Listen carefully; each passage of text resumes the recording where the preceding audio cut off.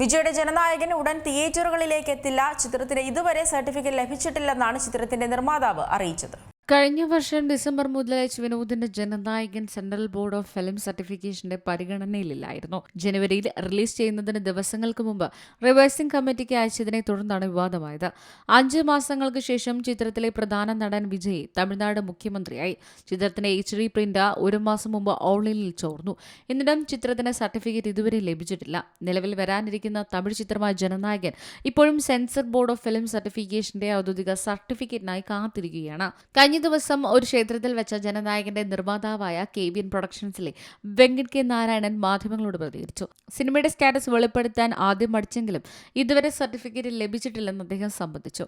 ലോകമെമ്പാടും ചിത്രം റിലീസ് ചെയ്യാൻ കഴിയുന്ന തരത്തിൽ സർട്ടിഫിക്കേഷൻ ഉടൻ ലഭിക്കുമെന്നും അദ്ദേഹം പ്രതീക്ഷിക്കുന്നു. വിനോദ് സംവിധാനം ചെയ്ത ജനനായകൻ വെങ്കട് നിർമ്മിക്കുകയും അനിരുദ്ധ് രവിചന്ദർ സംഗീതം നൽകുകയും ചെയ്തിരിക്കുന്നു.